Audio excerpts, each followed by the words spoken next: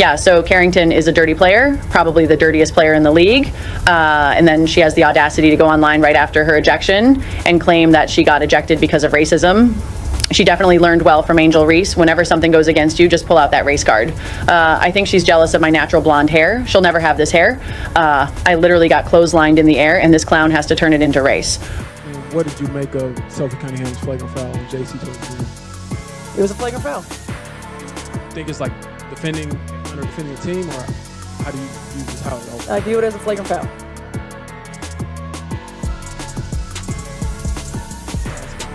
Yeah, well, I mean, you guys came for basketball. Yeah, Let's talk about basketball. Yeah. Come on now. What do you think of just how you all were able to pull in the second half, Caitlin, in particular? We're going to the Commissioner Cup Championship. Let's That's go! pretty exciting. Y'all want to talk about that? Let's talk about that.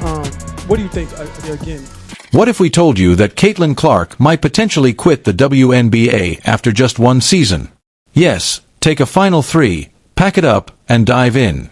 Caitlin has had enough with Marina Mewbury tossing infractions like dodgeballs and blind referees acting like they're trying out for a circus. Is this a rogue reality show or the League of Dreams?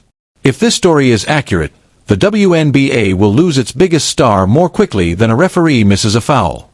So, grab some popcorn. Next voice, next voice. Official fans have had enough of Caitlin Clark serving as a sacrificial lamb for a league that is unsure of whether it wants to expand or maintain its current status.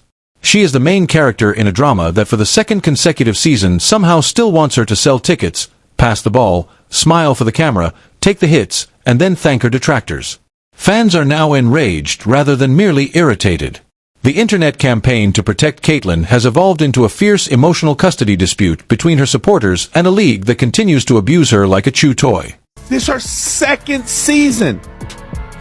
And you put the numbers together, that's like 10 seasons.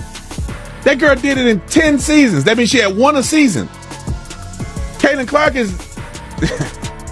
when Caitlin Clark gets to 10 seasons, she's going to have 100 of these. And y'all can't get a girl her roses. Now, I don't like the fact that she be getting woke because she don't want all these lesbians to be mad at her. But at the end of the day, is the woman putting in the work she's putting in the work. Let's begin with the obvious. Outside of Tuesday night Twitter fights and high school gym recollections, Caitlin Clark is the reason the WNBA is discussed at all. Sales of jerseys are skyrocketing and ratings are rising. In cities that had no idea they had a team, arena seats sold out. She is this league's lifeline when it comes to three-point shooting. What is the league's reaction? With more elbows than a WWE Royal Rumble, chilly teammates, and dubious ref calls. This is all going according to plan. This is ideal. Caitlin Clark is holding up her end by being awesome and by being a trash-talking jerk on the court. Love it. Her teammates are holding up their end by having her back. The other players in the league are holding up their end by not liking her. Perfect. Couldn't have written a better script. Caitlin is talking trash to this girl. This girl's hard fouling her. Her teammate Sophie Cunningham, who got a black belt in Taekwondo at the age of 6, she's like, I will F you guys up. All of it's great, and Caitlin's a killer. 10 out of 10. Do you recall when it was announced that she will be accepted into the league just like any other rookie? Yes. When you say welcomed, you mean being mugged at mid-court while the referees sing Dixie and turn a blind eye as if they had just misplaced their glasses in a Looney Tunes cartoon. A welcome party is not necessary for Caitlin. She requires both a chiropractor and a security detail. Marina Mewbury, on the other hand, chose to give a late-game shove as if she were vying for a linebacker spot. The NBA most likely sent her a contract out of confusion because the foul was so aggressive. Since being hit is now just a part of Caitlin's pre-game warm-up, she naturally gets up as if nothing had happened. Rinse, shoot, avoid a flying elbow, stretch, and repeat. The fact that Caitlin is called entitled every time she breathes too forcefully close to a veteran is completely insane. It's part of the game when she commits a hard foul. They accuse her of being aloof when she doesn't take it personally. Even if she saved a puppy during halftime, she would still face criticism for failing to pass the ball to a teammate. In the meantime, the league is receiving digital CPR from the fan base. Fans hit rewind, break it down frame by frame like it's the Zoberter movie, and scream into thin air whenever someone clocks Caitlin like it's amateur night at Fight Club. How does that not qualify as a flagrant rant? Caitlin Clark is driving the WNBA insane. It's to the point that she may need to step away from the WNBA, have a billionaire come in that has the money to prove a point, and say, Caitlin, I'll pay you $50 million just to see if the WNBA can make it without you. Let's go create a complete different league and expose the hell out of the WNBA just to embarrass this Angel Reese girl that Jameel Hill just said she could go down as a Michael Jordan of WNBA. Do you recall when it was announced that she will be accepted into the league just like any other rookie? Yes. When you say welcomed, you mean being mugged at mid-court while the referees sing Dixie and turn a blind eye as if they had just misplaced their glasses in a Looney Tunes cartoon. A welcome party is not necessary for Caitlin. She requires both a chiropractor and a security detail. Marina Berry, on the other hand, chose to give a late-game shove as if she were vying for a linebacker spot. The NBA most likely sent her a contract out of confusion because the foul was so aggressive. Since being hit is now just a part of Caitlin's pre-game warm-up, she naturally gets up as if nothing had happened. Rinse, shoot, avoid a flying elbow, stretch, and repeat. The fact that Caitlin is called entitled every time she breathes too forcefully close to a veteran is completely insane. It's part of the game when she commits a hard foul. They accuse her of being aloof when she doesn't take it personally. Even if she saved a puppy during halftime, she would still face criticism for failing to pass the ball to a teammate.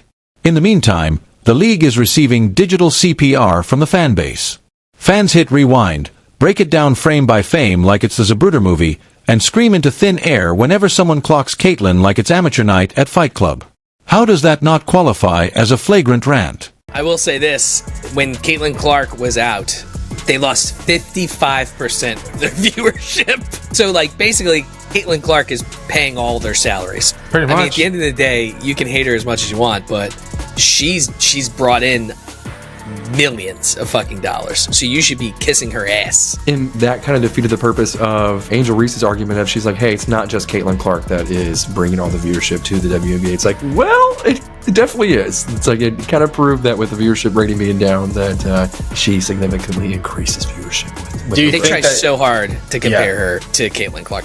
Not to mention the ongoing gaslighting. It's not too horrible. She's exaggerating. She must earn her stripes. Really? She has more stripes than a zebra in a barcode factory. According to our most recent inspection, she averages 12 microaggressions, 8 assists, and 25 points a game, grinning while doing it. Is there anything else she needs to do? Elevate. Fans are not foolish. The double standard is evident to them. They witness the league's willingness to go above and beyond for certain players while blatantly ignoring others. They witness the locker room politics, the forced narratives, and the passive-aggressive interviews. They're also worn out. Music.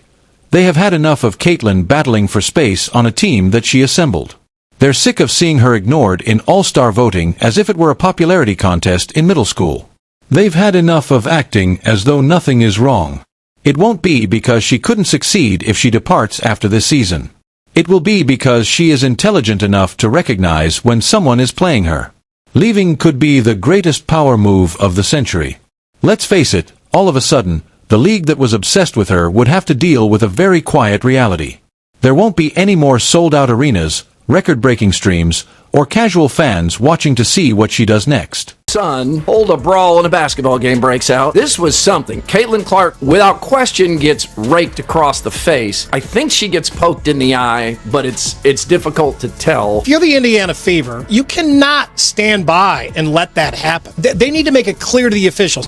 If you're going to let this happen, then we're going to stand up for our player and make a mess of the game, and you're going to have a big mess on your hands. So you need to stand up for this. You need to do something about this. You've just learned with definitive data and beyond question that Caitlin Clark controls more than half the audience for the entire WNBA. After that, what happens? Music. They paint motivational quotes on the court, offer 2-for-1 ticket deals, bring back promotional bobbleheads, and hope people forget. They won't. Spoiler, music, alert. The WNBA turns back into a trivia question as soon as Caitlin Clark leaves. Hey, music. Do you recall the league that briefly featured that superstar? What had become of them? Don't even begin with the she stay and tough it out crowd. She has toughed it out through media backlash, on-court assault, referees with oatmeal for eyes, and players more interested in playing defense against her own success than actually winning games. Toughness isn't always the solution. Self-respect is, and while we're at it, how is the league not capitalizing on this moment?